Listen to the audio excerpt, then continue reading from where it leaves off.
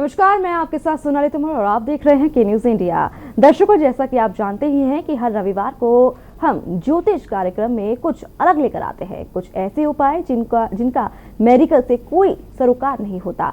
आज हम एक बार फिर ऐसी ही बीमारी के बारे में जिक्र करेंगे जिसका नाम है हेलुसिनेशन या मति भ्रम हम कह सकते हैं। हेलुसिनेशन एक ऐसी बीमारी है जिससे पीड़ित रोगी भ्रम में रहता है, उसे अनजानी आवाजें सुनाई देती हैं, लेकिन वास्तविकता की अगर बात करें तो ऐसा कुछ भी नहीं होता है। हेलुसिनेशन एक तरह से मानसिक रोग की तरह ही होता है। मेडिकल में हेलुसिनेशन या मति भ्रम का इलाज है, लेकिन बात ज्योतिष की हो रही है तो ज्योतिष में जानेंगे कि हेलुसिनेशन या मति भ्रम का इलाज क्या है। क्या भूलना, आवाजें सुनाई देना, भ्रम में रहना, क्या ये कोई बड़ी बीमारी है? अगर ऐसा है तो ज्योतिष में इसका क्या उपाय है और यह किस वजह से होती है? ग्रहों की किस उल्टी चाल या नक्षत्रों की वजह से जातक को हेलुसिनेशन या मति भ्रम हो जाता है? और ज्योतिष में यह भी जानेंगे कि किस राशि के जातक हेलुसिनेशन या मति भ्रम से प्रभावित होते हैं या हो सकते हैं। ज्योतिषाचार्य लंकेश जी से जानेंगे कि कैसे ज्योतिष के मुताबिक हेलुसिनेशन या मति भ्रम से बचा जाए। तो चलिए जानते हैं। सबसे पहले आपका स्वागत है आचार्य जी। आपसे जानेंगे कि हेलुसिनेशन किस तरीके से और किन लोगों को होता है। देखिए, हेलुसिनेशन एक ऐसी बीमारी है जो वास्तविकता में जो चीज़ें नहीं होती हैं और वो चीज़ें लोगों को जब दिखाई देने लगे तो आप ये समझिए कि व्यक्ति हेलुसिनेशन से ग्रसित हो रहा है, मति भ्रम से ग्रसित हो रहा है। कई बार लोग कहते हैं कि हमें अपने पूर्वज दिखाई देते हैं। कई बार लोग कहते हैं कि पूर्वज हमारे बगल में बैठे हैं। कुछ लोगों का ऐसा मानना है कि उन्हें ईश्वर दिखाई देते हैं। कुछ लोगों को ऐसा लगता है कि उनके पास कुछ आवाज़ें आ रही हैं, उनके पुराने बचपन के मित्र यार या और सारी चीज़ें। इस चीज़ को हेलुसिनेशन कहते हैं, यानी कि भ्रम। जो भ्रम उत्पन्न होता है जिस कारण से व्यक्ति परेशान होता है और उसको तमाम तरीके की टेंशन, उलझन और सारी चीज़ें लग जाती हैं।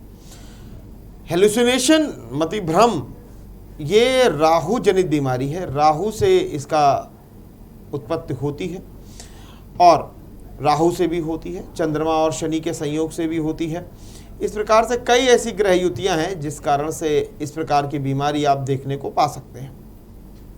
चंद्रमा के साथ में राहु हो जाए, सूर्य के साथ में अगर राहु है तो ऐसी बीमारी आपको देखने को मिल जाएगी। दूसरा,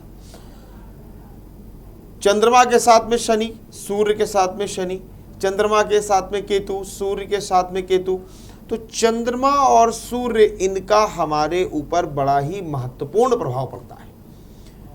जैसे सूर्य के जो इफेक्ट हैं, जो उनकी गर्मी है, उनको हम महसूस कर सकते हैं, सूर्य की ऊर्जा को हम महसूस कर सकते हैं। और साथ साथ चंद्रमा के प्रकाश को, चंद्रमा की ऊर्जा को, चंद्रमा की शीतलता को भी हम महसूस कर सकते हैं। तो इनका प्रभाव हमारे ऊपर बहुत ही जल्दी पड़ता है, क्विक पड़ता है। बहुत सारी ऐसी चीज़ें हैं जो ग्रहों की युतियां होती हैं, अलग अलग राशि में बनती हैं, अलग अलग भाव में बनती हैं, वो हमारे ऊपर नुकसान पहुंचाती हैं। जितने भी जातक इस कार्यक्रम को देख रहे हैं, मैं उनसे कहना चाहूँगा कि अपनी कुंडली अपने सामने रखें और अपने कुंडली में राहु की स्थिति मुझे बताएं कि राहु आपकी कुंडली के किस भाव में बैठा हुआ है और मैं आपको उसका उपाय बड़ी आसानी से बता दूंगा। जी आचार्य जी, हमारे एक दर्शक हमारे साथ जुड़ चुके हैं। जयश्री अहमदाबाद से हमारे साथ जुड़ चुके हैं, उनके भी सवाल हैं। जी हाँ, हेलो जी, अपने सवाल पूरा कीजिए आप। हाँ, मेरा बच्चे का बर्थडे है 13/1/84। क्या नंबर है बच्चे के जन्म का? तारीख क्या है? 13/1/84। ठीक है, क्या जानना चाहते हैं इसके बारे में? नहीं, उसका शादी हुआ है, 12 साल हो गया है। हाँ, और उसको अभी बहू को डिवोर्स चाहिए। अच्छा, बहू को डिवोर्स चाहिए, वो उनसे अलग होना चाहते हैं। ठीक है, इसके लिए एक बड़ा ही आसान उपाय है कि हमारे जो सनातन संस्कृति है उसमें ये चीज़ कही जाती है कि जो विवाह होता है वो 7 जन्मों का बंधन होता है। 7 जन्मों तक पति पत्नी एक साथ रहते हैं। लेकिन अगर ऐसी परेशानी उत्पन्न होती है तो ऐसे में आपको चाहिए कि आप भगवान शिव का एक पूजन कराएं। शिव गौरी पूजन अगर आप कराएंगे तो आपके परिवार में एकता बनी रहेगी, आपका परिवार अटूट हो जाएगा। दूसरा, आपके बच्चे को चाहिए कि वो भगवान शिव के मंदिर में जाएं और वहाँ पर जाकर के कच्चे दूध में गुलाब जल मिला करके शिव जी का अभिषेक करें और उनसे प्रार्थना करें कि हे महादेव, हमारा परिवार संगठित रहे और हम अलग ना हो पाएँ। ऐसा करेंगे तो आपकी दोनों चीज़ें अच्छी हो जाएंगी। और घर के बाहर एक आम और एक नीम का पेड़ ज़रूर लगाइएगा। बहुत बहुत शुभकामनाएं और आशीर्वाद पूरे परिवार के लिए। जी लंकेश जी, हम आपसे जानना चाहेंगे कि किन राशि के जातकों को ये हेसुलेशन या मति भ्रम होने की संभावना होती है, अधिक रहती है? देखिए, राशियों की अगर हम बात करें तो चंद्रमा हमारा किस राशि में है ये डिपेंड करता है, क्योंकि चंद्रमा हमारी कुंडली के जिस राशि में होगा, जिस भाव में जो राशि होगी और वहीं पर चंद्रमा होगा तो उसका प्रभाव हमारे ऊपर पड़ता है, जातकों के ऊपर पड़ता है। तो समझने वाली बात यहां पर यह है, जैसे मेष राशि में अगर चंद्रमा है तो ऐसे में प्रॉब्लम नहीं होती है, लेकिन अगर वहां पर राहु है तो थोड़ी बहुत समस्याएं हो सकती हैं। और अगर हम बात करते हैं कुंभ राशि की, मकर राशि की, तो यहां पर यह थोड़ी सी चंद्रमा समस्या देता है। उसके अलावा वृश्चिक राशि में भी ये थोड़ी बहुत समस्याएं, भ्रम की स्थितियां जो हैं वो उत्पन्न करता है। मिथुन राशि में भी आपको एक छोटा मोटा कोई भ्रम बना रहेगा। तो ये कुछ राशियां हैं जिनके आधार पर चल करके ऐसी समस्याएं उत्पन्न होती हैं। जी लंकेश जी, हम आपसे ये भी जानना चाहेंगे कि इनके क्या कुछ उपाय हैं? हमारे दर्शक भी आपसे जानना चाहते हैं कि अगर इनमें से कुछ उनको ऐसा भ्रम की समस्या लगती है तो क्या ऐसे उपाय किए जा सकते हैं कि उनको इस भ्रम से मुक्ति मिल सके? बहुत सारे उपाय हैं, डिपेंड करता है कि आपकी कुंडली के किस भाव में ऐसे योग बन रहे हैं। अगर आपको भ्रम की समस्या रहती है या आपको भय रहता है या आपको ऐसा लगता है कि ऐसी ऐसी समस्याएं उत्पन्न हो रही हैं, तो सबसे पहले आपको चाहिए आप भ्रामरी आसन करना आरंभ कर दीजिए। भ्रामरी आसन आपको मति भ्रम से बचा कर रखता है। भ्रामरी आसन करना कैसे होता है? अपने दोनों हाथ के अंगूठे को अपने कान पर रखिए और उसको जोर से प्रेशर कीजिए ताकि कान बंद हो जाएं, आपको बाहर की आवाज़ें लगभग ना सुनाई दें। और उसके अलावा अपनी जो ये वाली उंगलियां हैं, एक उंगली को बाहर करना है और ये 3 उंगलियां, ये ऐसे 3 उंगलियों को यहाँ पर हमें दबाना है। और उसके बाद ये जो 2 उंगलियां हैं इन्हें हमें अपने मत्थे पर रखना है और की आवाज़ करनी है, एक वाइब्रेशन उत्पन्न करना है। ये जो एक योग है, इसको अगर आप 3 से 5 मिनट करते हैं तो ये आपके मस्तिष्क में वाइब्रेशन उत्पन्न करेगा, रक्त के प्रवाह को, रक्त के संचार को तेज करेगा और आप ऐसी चीज़ों से बच सकते हैं। पहला तो उपाय ये हो गया। दूसरा उपाय जो है वो है भगवान शिव की उपासना। भगवान शिव की उपासना आपको बड़े जोर शोर से करनी है, तेज आवाज में करनी है। आप मंदिर जाते हैं, घर में पूजन करते हैं, आप एक बहुत अच्छा नियम है, भगवान शिव के सामने अपनी उंगलियों को इस प्रकार से आपको बनाना है। इस प्रकार से आप अपनी उंगलियों को बना लीजिए कि up down up down up down का नियम बन जाए। यानी कि इस प्रकार से आप अपनी उंगलियों को बना लेंगे और अपने हाथों को जोड़ करके ऐसे आपको जोर जोर से ओम नमः शिवाय इस मंत्र को बोलना है। और बहुत आसान है, इसको कोई भी कर सकता है, बच्चे भी कर सकते हैं, बड़े लोग भी कर सकते हैं, वृद्धजन भी कर सकते हैं, क्योंकि ये एक मुद्रा ऐसी है कि इस मुद्रा में लोगों को कई बार ऐसे वाइब्रेशन पैदा होते हैं, ऐसे ये यहाँ पर ऐसे एक्यूप्रेशर के पॉइंट होते हैं जिनको दबाने से मनुष्य परेशानियों से बाहर आता है, उसके मस्तिष्क में रक्त का संचार तेज होता है, शरीर में ऊर्जा बनी रहती है और किसी भी प्रकार के तनाव से वो बड़ी आसानी से बच सकता है, भ्रम से बच सकता है। इसलिए शिव उपासना आपको करनी बहुत ज़रूरी है। और अगर हम उपायों की बात ही कर ही रहे हैं तो ऐसे में जातक को चंद्रमा के मंत्रों का और सूर्य के मंत्रों का जाप करना चाहिए। प्रातःकाल उठिए, जिस समय पर सूर्योदय हो रहा हो उस समय पर आप उठेंगे।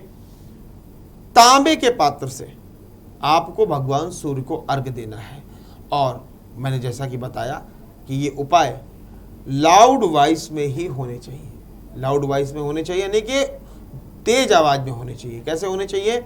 आप जब भगवान सूर्य को अर्घ दे रहे हो तो ओम सूर्याय नमः, ओम मित्राय नमः, ओम खगोलाय नमः, ओम भास्कराय नमः, ओम भानवे नमः, इस प्रकार से अलग भगवान सूर्य के जितने पर्यायवाची आपको पता है आप उनके नाम लेकर के भगवान सूर्य को अर्घ दीजिए। तेज आवाज में चीजें अच्छी होंगी। अब बात आती है चंद्रमा की। चंद्रमा को पावरफुल करने के लिए अपनी कुंडली में आपको चाहिए कि चंद्रमा के मंत्रों का जाप।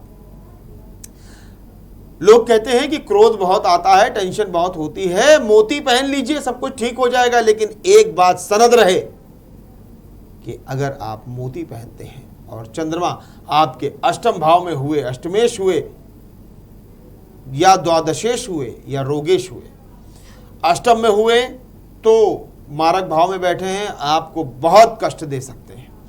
छठे भाव में बैठे हुए आपके कर्ज को बढ़ा देंगे, आपके बीमारियों को बढ़ा देंगे, आपके शत्रुओं को बढ़ा देंगे। और अगर कहीं 12वें भाव में बैठे हुए तो वही मैं बात कहता हूँ ना कि एक चीज़ बड़ी सनद रहे कि चंद्रमा का उपाय भी बहुत सोच समझ के करना चाहिए, रत्नों को बहुत सोच समझ के धारण करना चाहिए। और अगर 12वें भाव में चंद्रमा उपस्थित है, विराजमान है, तो आप ये एक बात जान लीजिए कि वहाँ पर आपके खर्च को 2 गुना, 4 गुना, 6 गुना, 8 गुना बढ़ा सकते हैं, जिससे आपको आर्थिक तंगी भी आ सकती है। इसलिए चंद्रमा के उपायों को सोच समझ करके करें। चंद्रमा के मंत्र का जाप करें। कैसे करना है? वायु मुद्रा बना लीजिए। अपनी इंडेक्स फिंगर को अपने थंब पर आपको फेदर टच देना है, बहुत ही हल्का सा टच देना है, फेदर टच जिसको कहते हैं। और इस प्रकार से आप सुखासन पर बैठ जाए। और उसके अलावा चंद्रमा के मंत्र का जाप करें। इसे चंद्र गायत्री मंत्र कहा जाता है। ओम क्षीर पुत्राय विद्महे अमृत तत्वाय धीमहि तन्नो चंद्रः प्रचोदयात्। इस मंत्र का आप जाप करेंगे, आपको लाभ मिलेगा। साथ ही साथ अगर आप कुछ धारण करना चाहते हैं, चंद्रमा से संबंधित ऊर्जा चाहते हैं, चांदी की चेन पहन सकते हैं, दाहिने हाथ के अंगूठे में एक चांदी का छल्ला पहन सकते हैं, या बगैर जोड़ का चांदी का कड़ा धारण कर सकते हैं। आपको निश्चित तौर पर लाभ मिलेगा। जी लंकेश जी, हमारे साथ हमारे दर्शक भी हमारे साथ जुड़ चुके हैं। सूर्यकांत, उनका महाराजगंज से, उनका भी एक सवाल ले लेते हैं। क्या कहना, उनकी क्या समस्याएं हैं?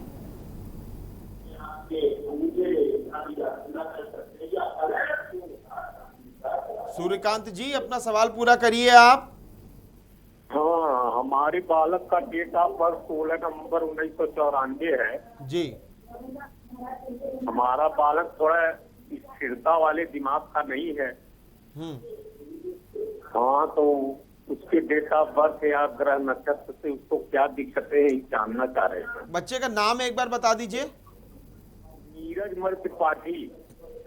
ठीक है, बच्चे के नाम के आधार पर चर्चा करते हैं। तो चंद्रमा से संबंधित राशि है और जिसमें केतु का ट्रांजैक्शन हो रहा है। परेशानी का सबब यहाँ पर है तो मस्तिष्क, जिसको कहते हैं कि अचानक से क्रोध आना, और उसके अलावा मन की बात मन में रह जाना, जो आगे चल करके तनाव का कारण बन जाती है।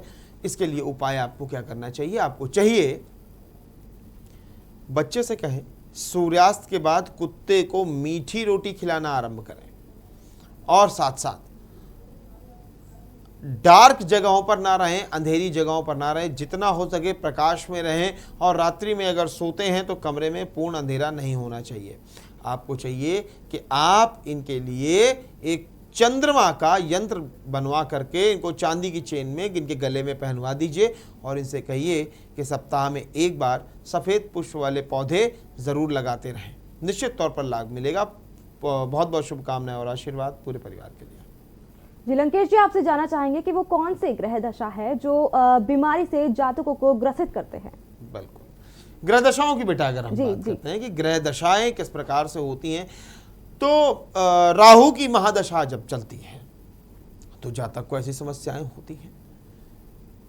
शनि की महादशा जब चलती है तो कहते हैं ना कि विनाश काले विपरीत बुद्धि, कि जब खराब समय आता है तो मनुष्य की जो बुद्धि है वो पलट जाती है, मनुष्य की जो बुद्धि है वो उल्टी हो जाती है, और मनुष्य तनाव में रहने लगता है। तो तनाव से बचने के लिए, परेशानियों से बचने के लिए आपको इस प्रकार की चीज़ों का ध्यान रखना चाहिए कि अगर ग्रह युति चले, सूर्य की महादशा मान लीजिए आपकी कुंडली में चल रही है, आपका काम धाम बहुत अच्छा चल रहा है, चीज़ें ठीक चल रही हैं, अचानक से कुछ समय के बाद एक निश्चित समय अंतराल में राहु की दशा एंटर कर गई। अब क्या हुआ? राहु ने आपके मति को भ्रमित करना आरंभ कर दिया। व्यक्ति को लगने लगता है कि अरे कहीं दुकान का ताला तो नहीं खुला छूट गया, अरे ऐसा तो नहीं कि मैं अपनी कार खुली छोड़ आया। छोटी छोटी चीज़ों का भ्रम होना चालू होता है और वो छोटी छोटी चीज़ों से बहुत बड़ी चीज़ें बन जाती हैं, जिस कारण से मनुष्य तनाव में आता है, टेंशन में आता है और वो अवसाद से ग्रसित हो जाता है। तो मनुष्य को चाहिए या किसी भी जातक को चाहिए कि अपने मस्तिष्क को मेंटेन रखें।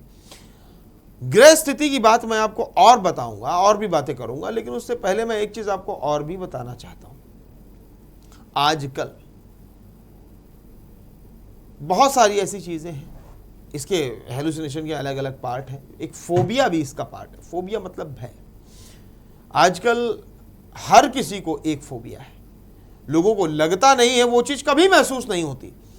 मैं एक काम आपको बताता हूं, आप उसको कर लीजिए, सारी चीज एकत्र होकर के आपके सामने आ जाएगी कि आपको उस चीज का फोबिया है कि नहीं। उदाहरण के तौर पर, जल में जब गंदगी मिली होती है तो वो लगभग जल जो है वो उसी कलर का हो जाता है, तो समझ में नहीं आता है कि गंदगी इसमें कहाँ कितनी मात्रा में मिली हुई है। एक फिटकरी लीजिए, किसी धागे से उसको जल में लटका दीजिए कि वो उसकी तली में ना छुए, पूरी गंदगी एक एक करके नीचे बैठ जाएगी। तो आज मैं आपको एक ऐसा काम बता रहा हूं कि आपको आपके फोबिया का ज्ञान हो जाएगा कि आपको फोबिया है कि नहीं। अपना मोबाइल लीजिए और उसे 8 से 10 घंटे के लिए स्विच ऑफ करके किसी किनारे पर रख दीजिए। आपको बार बार टेंशन होने लगेगी कि कहीं किसी व्यक्ति के साथ ऐसा तो नहीं हो रहा है, किसी के साथ ऐसा तो नहीं हो रहा है, कहीं किसी की चिंता नहीं ऐसा हो कि कोई ज़रूरी काम हो, मेरे पास फ़ोन आ जाए। तो एक भय की स्थिति तैयार हो जाती है, मनुष्य टेंशन में आ जाता है, बार बार परेशान बना रहता है कि अरे अब क्या होगा, अब क्या होगा। तो इसको एक बार करके देख लीजिए। अगर आप परेशान नहीं हो रहे हैं तो आप उस फोबिया से मुक्त हैं, और अगर आप आवश्यकता से अधिक परेशान हो रहे हैं तो आप उस फोबिया के चक्रव्यूह में आ चुके हैं। आज के समय में कोई भी अपने फ़ोन को बंद नहीं करता, 24/7 फ़ोन चालू रहता है। अगर आप चाहते हैं कि आपको किसी बात की कोई समस्या ना हो, अगर आप चाहते हैं कि आप तनाव मुक्त रहें, 24 घंटे में सिर्फ 2 घंटे के लिए फ़ोन बंद कर दीजिए। अब आपको कहेंगे कि भाई 24 घंटे में 6 से 8 घंटे तो मान लीजिए हम सोते हैं, मिनिमम 6 घंटे और मैक्सिमम 8 घंटे तो सोते ही। उस समय तो हमें कोई फोबिया नहीं होता, उस समय आपका मस्तिष्क जो है सुषुप्त अवस्था में होता है। इसलिए आपको चाहिए कि आप अपने वर्किंग आवर में जब आप कभी फ्री हो तो 2 घंटे के लिए फ़ोन बंद करके देख लीजिए, जो भी चीज़ें होंगी वो आपके सामने आ जाएंगी कि आप उस फोबिया से ग्रसित हैं कि नहीं। जी लंकेश जी, हमारे दर्शक एक और जुड़ चुके हैं, बंटी राजस्थान से, उनकी भी समस्या सुन लेते हैं। आखिर क्या है समस्या है? बिल्कुल जी बंटी, सवाल कीजिए अपना। मैं ये पूछ रहा हूँ मैडम जी, अभी है मेरा करीब 2 साल से करीब मेरा बहुत प्रॉब्लम चल रहा है, फाइनेंशियल चीजें बहुत प्रॉब्लम चल रही है।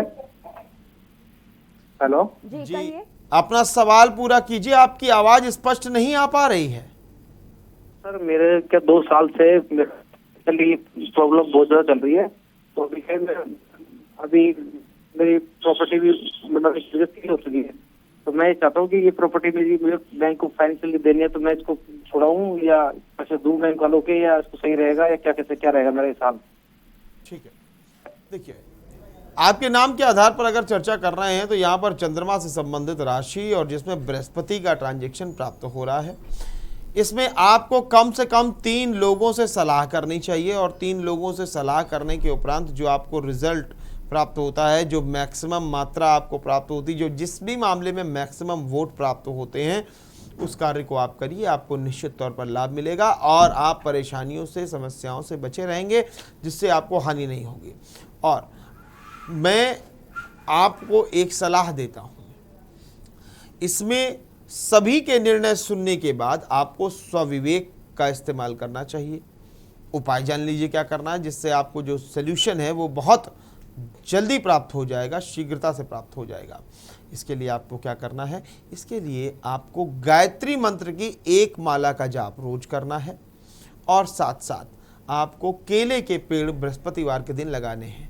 कम से कम 3 बृहस्पतिवार आप केले के पेड़ ज़रूर लगाएं और मैं तो कहूँगा कि आप हर बृहस्पतिवार लगाते रहें, आपको निश्चित तौर पर लाभ आपके सामने मिलेगा, कार्य में भी प्रगति होगी, आप बहुत जल्दी कर्ज मुक्त भी हो जाएंगे। बहुत बहुत शुभकामनाएं और आशीर्वाद पूरे परिवार के लिए। इस वक्त हो चला एक छोटे से ब्रेक के बाद और भी तमाम जानकारी जिस तरीके से आप हमसे सवाल पूछते रहिए और हमारे आचार्य लंकेश जी आपके सवालों का समाधान करते रहेंगे।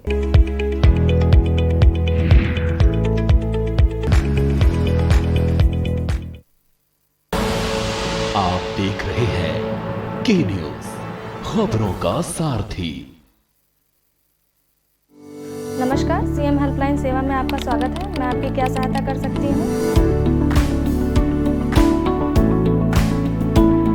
माननीय प्रधानमंत्री श्री नरेंद्र मोदी जी के मार्गदर्शन में योगी सरकार के नेतृत्व में नागरिकों की सहायता एवं सुरक्षा के लिए प्रदेश में विभिन्न हेल्पलाइन संचालित की जा रही हैं। कोविड संक्रमण या पोस्ट कोविड उपचार संबंधित चिकित्सकीय सलाह के लिए 1800-180-5145 पर संपर्क करें।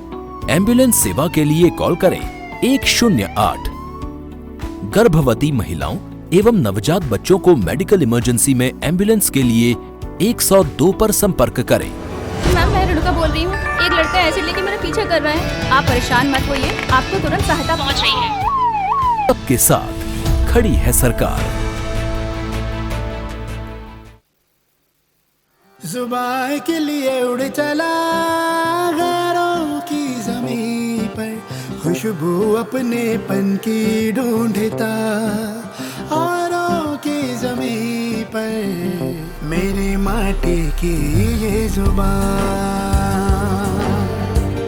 मेरी माटी की ये जुबान है मुझसे दूर, मिलो दूर, पर ये दिल है कि चख रहा है उन्हीं अल्फाजों का नूर, नूर और नूर। दूर कितना भी जा, इस जुबान से दूर ना जा पाओगे। विमल, बोलो जुबान केसरी। कोर्ट कचहरी के ना लगे चक्कर, सबसे अधिक यही है बेहतर। लेकिन बढ़ ही जाए पाला तो कहां जाए, क्या करें? घबराए नहीं, अब हर मुश्किल होगी आसान। के न्यूज इंडिया पर वकील आपका देगा समाधान। कीजिए कॉल, पूछिए अपने सवाल। 0512-23-90031 और 0512-23-90032। वकील आपका हर रविवार दोपहर 3 बजे केवल के न्यूज इंडिया पर। जब आपकी सोच को अंधेरा घेर लेता है और सिस्टम भी मुंह फेर लेता है, जब वादों की परतें खुलने लगती हैं और हारी उम्मीदों का ऊंचा ढेर लगता है, जब सड़क पर एड़ी की रगड़ देखकर अब तक जो भी हुआ सब बेअसर लगता है, तब चिंतन से डगर होगी आसान, मंथन से निकलेगा समाधान। मंथन। आप देख रहे हैं के न्यूज, खबरों का सारथी।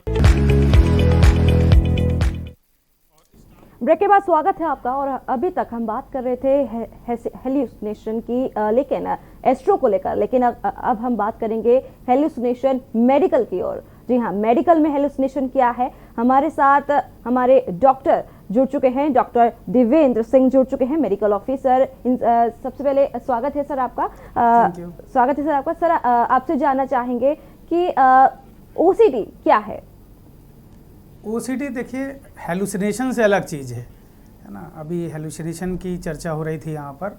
ओसीडी का फुल फॉर्म है obsessive compulsive disorder. Obsessive compulsive disorder में क्या होता है कि जो मरीज होता है वो एक ही चीज़ को बार बार करता है, भूल जाता है कि हमने क्या किया है, और इसका रूप बड़े छोटे से लेकर के बहुत बड़े स्तर तक जाता है। जब ये बहुत बड़े स्तर पे जाता है तो ये बड़ा पैनिक होता है। मरीज के लिए भी पैनिक होता है, उनके घर वालों के लिए भी पैनिक होता है। तो हम सबसे पहले समझते हैं कि ओसीडी होता क्या है।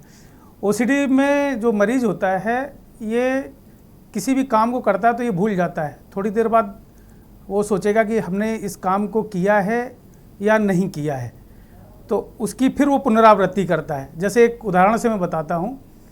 घर से बाहर निकलते हैं, अगर कहीं बाहर जैसे जाना हो तो लाइट, पंखा और ताला लगाया गेट पर और निकल गए।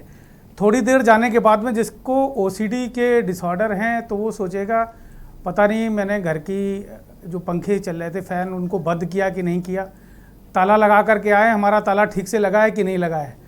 थोड़ी देर में उतना ज़्यादा पैनिक हो जाएगा इसी बात को सोच करके कि दोबारा फिर से वापस लौट के आएगा। लौट के आकर के अपनी लाइट चेक करेगा, फ़ैन चेक करेगा कि हमने बंद किया कि नहीं किया, और हो सकता है लॉक को बार बार चेक करे कि मेरा लॉक ठीक से बंद हुआ कि नहीं हुआ। हो सकता है 5 मिनट तक इसी में लगा रहे लॉक बंद करने में। फिर वो चला जाए, फिर काफ़ी दूर जाने के बाद में फिर उसको कुछ याद आने लगे कि नहीं, लगता है लॉक तो बंद किया था लेकिन वो ठीक से बंद नहीं हुआ, उसके दिमाग में आ जाए, फिर वो लौट के आ जाएगा।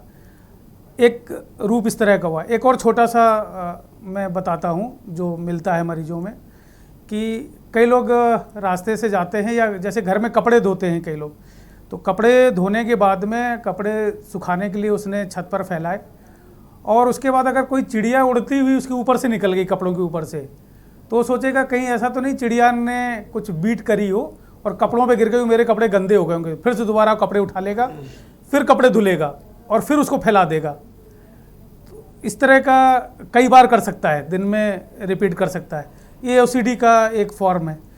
एक ओसीडी के फॉर्म में ये मिलता है जिसको अगर किसी को ओसीडी है और उसके घर में कुछ उसके रिश्तेदार या उसके मित्र या व्यवहारी मिलने चले जाएं और उसके यहाँ अगर सोफे पर बैठ जाएं, तो अगर उसको ओसीडी होगा तो उसके दिमाग में ये आएगा कि कहीं ऐसा तो नहीं ये गंदगी लगा के आए हों और हमारे सोफे पे बैठ गए और इसको गंदा कर दिया हो। तो इंतज़ार करता रहेगा ये कब जाएं यहाँ से, और जैसे ही जाते हैं तो सारे सोफे के सारे कवर ववर उठा करके धुलने के लिए डाल देगा। मैंने एक मरीज़ में देखा ओसीडी का एक रूप कि उसके यहाँ चीनी आती थी कंट्रोल से, तो ये सोचती थी चीनी कहीं गंदी तो नहीं हो गई, तो उस चीनी को धुल करके धूप में फैलाती थी, सुखाती थी और उसके बाद में अपने घर पे उसको इस्तेमाल करती थी। अब एक बड़ा रूप बताते हैं ओसीडी का। एक पेशेंट देखा ओसीडी का इस तरह का कि एक लड़का शौच के लिए जाता था और वो जब पानी लेता था तो शुरू में वो उसे ये लगता था कि नहीं कुछ गंदगी लगी रह गई, तो वो धीमे धीमे पानी की मात्रा बढ़ाता चला गया, उसके नंबर्स बढ़ाते चला गया। उसके बाद उसका और ज़्यादा उसमें ओसीडी का प्रभाव बढ़ा, तो अपने फादर को खड़ा करने लगा कि आप गिनते रहिएगा, मैं भूल जाता हूँ कि कहीं ये गंदगी तो नहीं लगी रह जाती। तो ये 3-3, 4-4 घंटे वो अपने टॉयलेट में ही लगा देता था। तब ले जा करके उसको साइकाइट्रिस्ट के पास गए, उसके घर वाले उसका ट्रीटमेंट कराया तो वो ठीक हुआ। ऐसे बहुत ढेर सारे रूप होते हैं ओसीडी के। तो इसमें एक ही काम को बार बार करने की प्रवृत्ति रहती है और मरीज को ये लगता है कि हम भूल रहे हैं। तो जब ये इस लेवल पे पहुंचता है तो घर वालों के लिए और मरीज के लिए ये सब बहुत पैनिक हो जाता है। तो अगर ओसीडी की शुरुआत हुई तो उससे पहले ही किसी साइकाइट्रिस्ट को दिखा करके और अपनी बात को छुपाए नहीं, बताएं और उसका ट्रीटमेंट लें जिससे ये पैनिक ना हो पाए। अब हेलुसिनेशन की बात करते हैं। तो हेलुसिनेशन का मतलब होता है जो कोई चीज़ ना हो हमारे आसपास लेकिन उसका आभास हो, कि जैसे मरीज को ये लगता है कि बैठा होगा और उसे लगेगा कि कोई बात कर रहा है, उसको आवाज़ सुनाई देंगी उससे, हो सकता है वो उससे बात भी करने लगे। तो कई ऐसे लोग देखे होंगे कि जो बैठे रहते हैं और बड़बड़ाते रहते हैं, बोलते रहते हैं। आप जहाँ कोई जाएगा उनके बीच में तो वहाँ वो चुप हो जाएगा।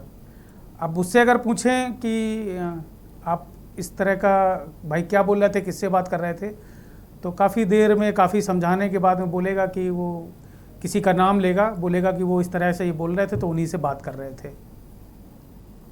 तो एक इसी तरह से एक साइकाइट्रिस्ट हमारी एक पोस्टिंग हुई थी आगरा में मेंटल हॉस्पिटल में, तो उस समय एक पेशेंट को दिखाया वहाँ पर उन लोगों ने।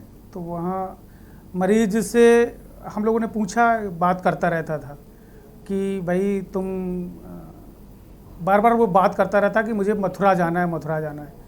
तो उससे पूछा गया कि भाई क्यों जाना चाहते हो, तो काफ़ी देर तक उसने कुछ जवाब नहीं दिया। काफ़ी देर बाद बोला कि वहाँ पर हमको कृष्ण जी बुला रहे हैं तो इसलिए जाना है। तो उससे पूछा गया कि भाई अभी तक पूछ रहे थे तो बताया क्यों नहीं, बोले वो मना कर रहे थे कि इन लोगों को मत बताना, नहीं ये लोग भी साथ में चले जाएंगे। ये ऑडिटरी हॉल्यूसिनेशन है, कोई आभास नहीं था, कुछ नहीं। आदमी को लगता है वो बात भी कर लेता है, उसे लगता है कि कोई हमसे बात कर रहा है और बोलता रहता है। इसी तरह से एक विजुअल हॉल्यूसिनेशन होता है, कहीं कोई कुछ भी नहीं होता लेकिन उसे दिखाई देता है कि कोई बैठा है, कोई बात कर रहा है या कुछ कर रहा है, जिसको लोग समझ लेते हैं कि भूत प्रेत हैं, कि कोई इसको लगता है भूत प्रेत दिखाई दे रहे हैं। तो जो अशिक्षित लोग होते हैं, मैंने देखा गांव में ज़्यादातर लोग, वो फिर तांत्रिक ओझा इनके पास में जाते हैं, मंदिर मस्जिदों के चक्कर लगाते हैं और झाड़ फूंक करवाते हैं, जो कि इसका इलाज नहीं है।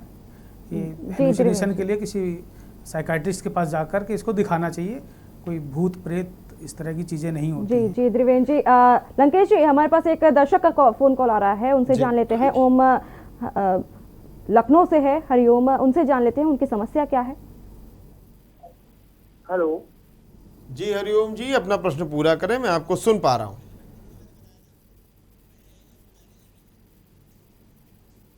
अपना प्रश्न पूर्ण करें आप।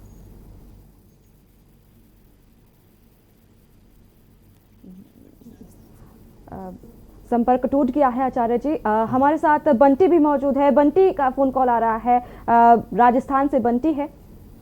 मैं मेरे राशि के बारे में पूछना चाहूंगा, मेरी राशि कौन सी है, मेरा मूलांक क्या है? क्या प्रश्न है, अपने प्रश्न को दोहराएं आप।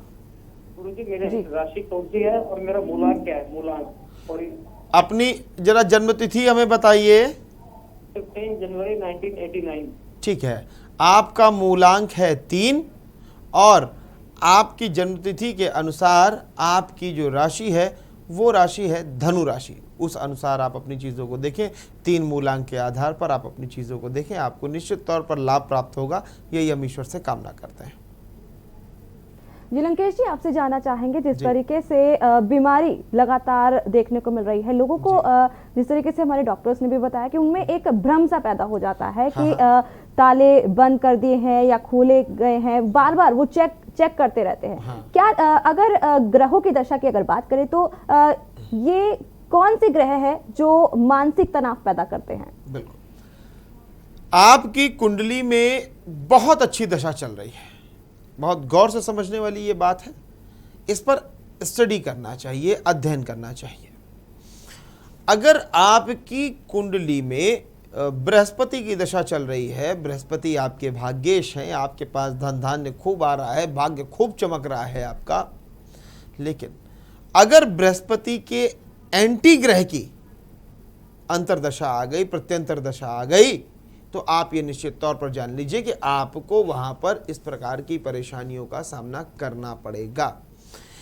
क्योंकि जो बात चल रही है, जो हमारे डॉक्टर साहब आपको बता रहे हैं, जो चीज़ें मैं आपको बता रहा हूं, दोनों सेम हैं, सिर्फ उसकी प्रोसेसिंग थोड़ी सी अलग है। जैसे बृहस्पति की दशा में राहु का अंतर व्यक्ति की मति को भ्रम करता है, जैसे कि मैंने पहले भी कहा था कि विनाश काले विपरीत बुद्धि, तो मस्तिष्क में भ्रम उत्पन्न हो जाता है। बृहस्पति के साथ में राहु की दशा, चंद्रमा के साथ में राहु केतु या शनि की दशा, सूर्य के साथ में राहु केतु या शनि की दशा, बुध के साथ में राहु केतु या शनि की दशा, ये चीजें आपको नुकसान कर सकते हैं। ये ग्रहों का कॉम्बिनेशन मैंने बता दिया, अपनी कुंडली के अनुसार इन चीजों को देखें। अगर आप नहीं देख सकते हैं तो किसी योगी ज्योतिषी को दिखा करके इस चीज को कंफर्म करें। और अगर आपको ऐसा प्रतीत होता है कि आपको हेलुसिनेशन संबंधी समस्याएं हैं या किसी को ऐसा प्रतीत होता है कि उसके घर में किसी को ऐसी समस्याएं हैं, तो उसे प्रेत बाधा ना मान करके, भूत प्रेत ना मान करके कहीं पर भी आपको जाने की आवश्यकता नहीं है। आप इसका मेडिकल ट्रीटमेंट कराइए और ज्योतिषी उपाय करते रहिए, हनुमान जी की उपासना करते रहिए, चीज़ें अच्छी हो जाएंगी।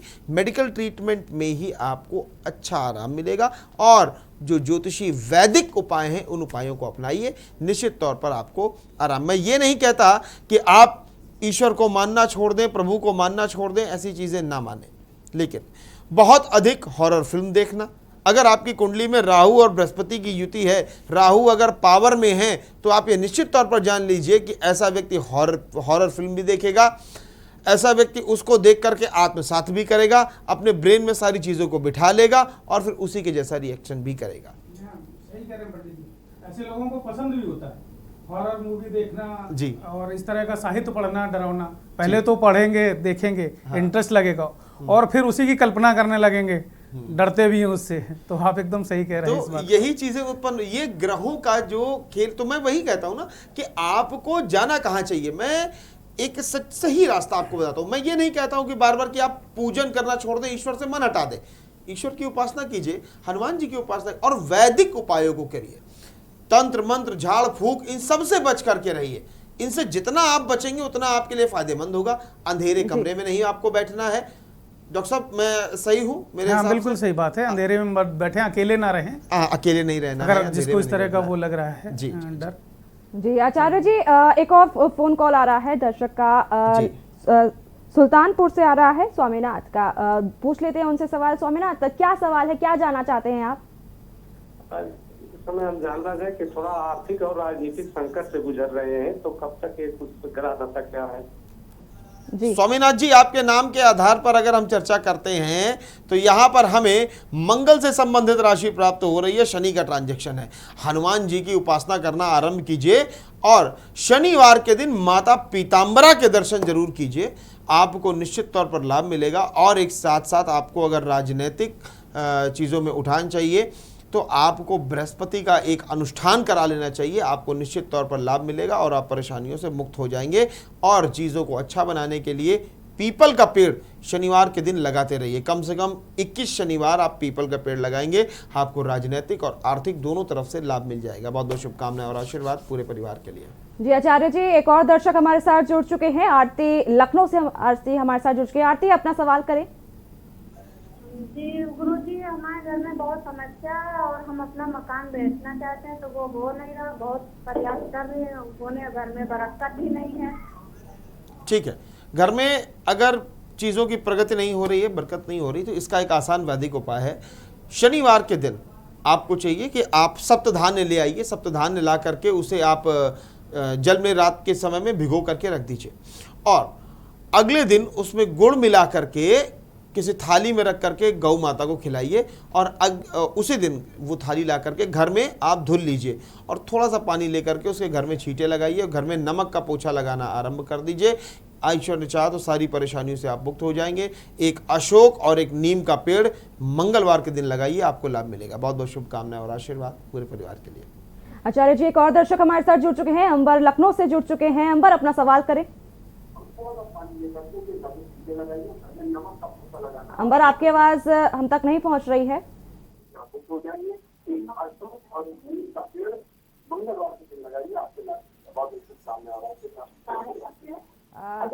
अंबर, आपसे अनुरोध है कि अपना टीवी का वॉल्यूम जो है वो कम करें और उसके बाद सवाल करें।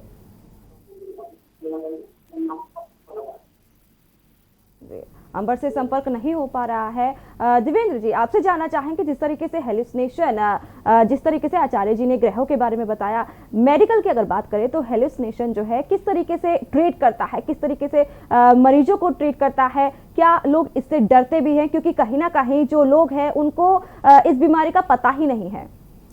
देखिए, हेलुसिनेशन जिसको होता है, जो इससे जिस मरीज को हेलुसिनेशन होगा वो इस बात को नहीं समझेगा कि उसको कोई बीमारी है, उसको बिल्कुल भी समझ में नहीं आएगा। और इस तरह के मरीज अपने आप को एकदम ठीक समझते हैं। जब उसके घर वाले देखते हैं या परिचित में, पड़ोस में डॉक्टर कोई भी देखेगा तो वो एक अजीब व्यवहार करता हुआ नज़र आएगा। सबसे पहले तो इस तरह के मरीज़ क्या होते हैं, एकांत में रहना पसंद करते हैं, किसी का साथ नहीं पसंद करते हैं, कि वो ये सोचते हैं कि मैं केवल अकेला रहूं, मेरे आसपास कोई आए ना। और उसके बाद में वो फिर जो उनके दिमाग में आता है, जिस तरह के हॉल्यूसिनेशन आ गए, ऑडिटरी आ गए या विजुअल आ गए, तो वो उधर ही बात करता दिखाई, बड़बड़ाता, अकेला बैठा हुआ बड़बड़ाता हुआ दिखाई देगा, ठीक है ना कुछ बात करता रहेगा। आप नहीं समझ पाओगे कि क्या बात कर रहे हैं, किस चीज़ से रिलेटेड बात कर रहे हैं, आपको कुछ समझ में नहीं आएगा, घर वाले भी नहीं समझ पाएंगे। जब मरीज से किसी चीज़ के बारे में काफ़ी गहराई से उससे पूछा जाए, बातचीत की जाए, तब वो बताते हैं कि ये वो फलाना आए थे, कहो किसी का नाम लेकर के बताएं, परिचित का नाम लेके बताएं या परिचित का नाम लेके बता सकते हैं कि वो इस तरह से मेरे बारे में बोल रहे थे, वो या ये बात कर रहे थे। और अपने को लेकर के बात, वो हमेशा अपने से रिलेटेड ही बात वो कहेंगे कि वो XYZ जो भी जिसका भी नाम लेंगे कि वो मेरे बारे में ऐसा बोल रहे थे, वो मेरे बारे में, हमेशा नेगेटिव थाट्स की ही बातें ज़्यादातर सामने आती हैं कि उसके बारे में कोई अच्छा नहीं बोल रहा है। तो वो उसको लेकर के उससे बात कर, उससे लड़ने लगें तेज़ी से अकेले में बोलने लगें। तो इस तरह के ये ऑडिटरी हेलुसिनेशन होते हैं। विजुअल में वो बताएगा कि मुझको ये दिखाई दे रहे हैं, ये बात कर रहे हैं, बोल देगा कोई दूर के रिश्तेदार को, मरे हुए लोगों के बारे में बात करने लगे कि जो गुजर गए हैं कि वो आए थे, वो इस तरह की बात कर रहे थे। तो तभी लोग इसको भूत प्रेत बाधा मानने लगते हैं और यकीन कर लेते हैं कि हाँ इस तरह का हो रहा होगा, क्योंकि इस तरह की भ्रांतियाँ बहुत प्रचलित हैं हमारे समाज में जी। और तभी से फिर वो भूत प्रेत को जो भी उपाय उनको कोई बता देता है कि आप वहाँ तांत्रिक के पास चले जाइए या ओझा के पास चले जाइए, तो उसमें वो लगे रहते हैं और अपना धन और समय ये दोनों ही बर्बाद करते हैं। जी त्रिवेणी जी, आचार्य जी से जान लेते हैं। आचार्य जी, एक और हमारे साथ दर्शक जो है जुड़ चुके हैं, उमा छत्तीसगढ़ से। उमा, आप अपना सवाल करें। उमा, आप हमें अपना सवाल करें, क्या समस्या है जिसका आचार्य जी समाधान निकालेंगे? उमा से संपर्क नहीं हो रहा है। एक और दर्शक हमारे साथ जुड़ चुकी हैं, मोहिनी यादव शाहजहांपुर से। मोहिनी, अपना सवाल करें। संपर्क टूट गया है, दोनों से संपर्क टूट गया है। और जिस तरीके से हेलुसिनेशन के बारे में, मेडिकल और एस्ट्रो दोनों के बारे में हम बता रहे हैं, दोनों के नज़रिया है जो हम आपको बता रहे हैं कि एस्ट्रो के नज़रिए में हेलुसिनेशन क्या है और मेडिकल के नज़रिए में हेलुसिनेशन क्या है, और भी तमाम जानकारी आगे आपको बताएंगे। आप हमें फ़ोन कॉल करते रहें दर्शक, और लगातार अपनी समस्याओं का समाधान करने के लिए हमारे साथ हमारे आचार्य मौजूद हैं। वक्त हो चला एक छोटे से ब्रेक का, ब्रेक के बाद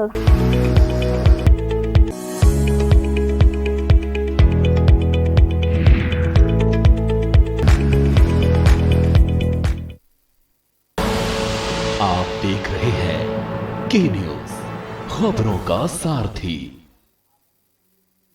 जुबान के लिए उड़ चला गैरों की ज़मीं पर, खुशबू अपने पन की ढूंढता। दूर कितना भी जाओ, इस जुबान से दूर ना जा पाओगे। विमल, बोलो जुबान केसरी। आप देख रहे हैं के न्यूज, खबरों का।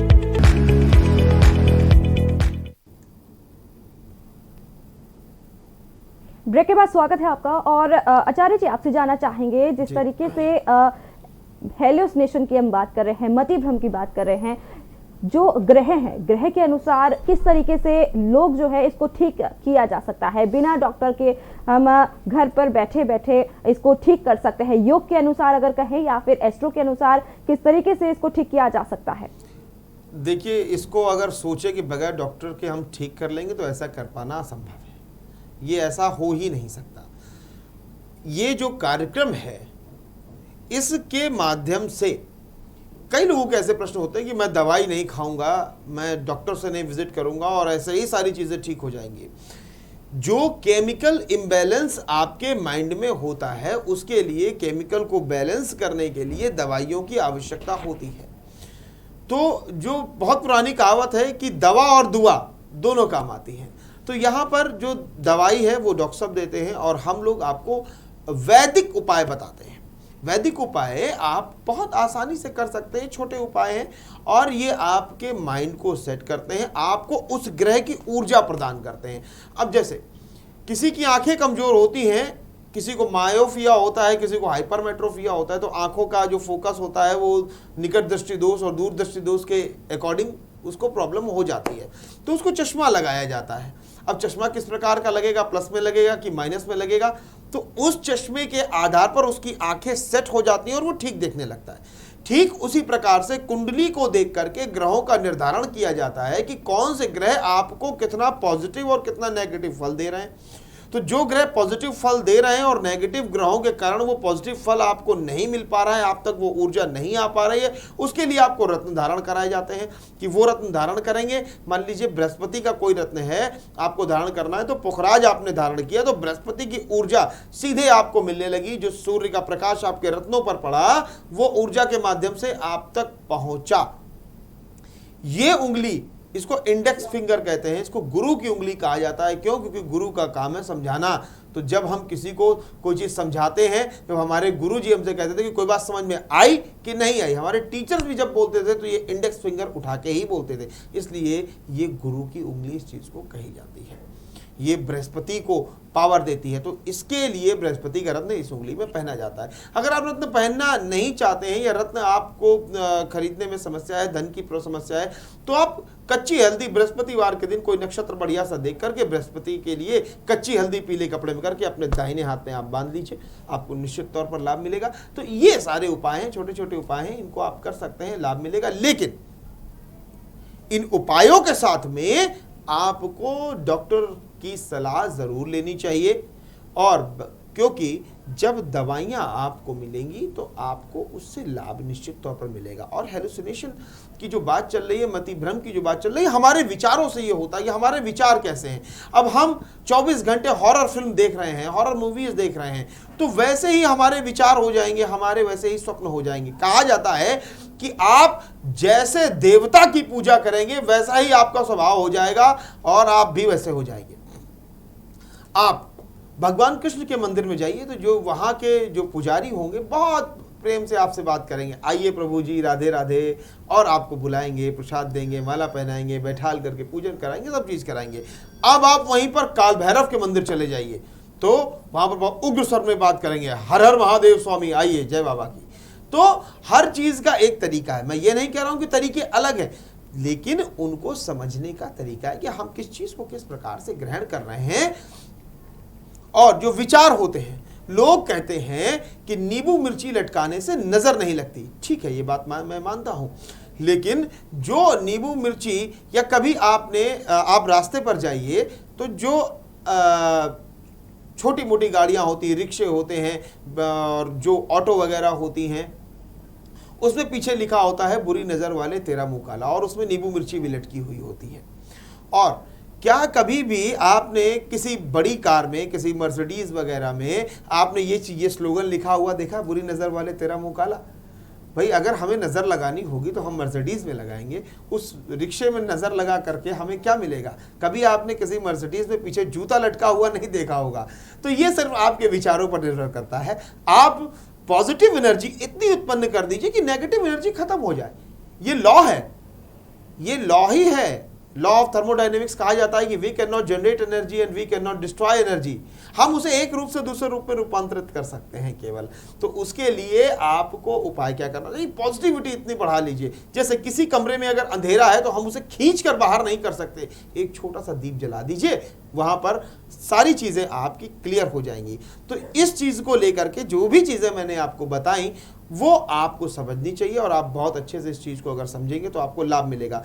और ये तो आपने एस्ट्रो के बारे में जाना, अब आपको हमारे डॉक्टर साहब बताएंगे कि आप किस प्रकार से इन छोटी छोटी चीज़ों से छुटकारा पा सकते हैं। देखिए पंडित जी, जी ये शारीरिक रोग और मानसिक रोग, ये रोगों को दो श्रेणी में बांटा गया है। जी, एक आदमी पूर्ण रूप से स्वस्थ तब तक नहीं है जब तक वो शारीरिक स्वस्थता के साथ साथ मानसिक रूप से भी स्वस्थ ना हो। बिल्कुल सही।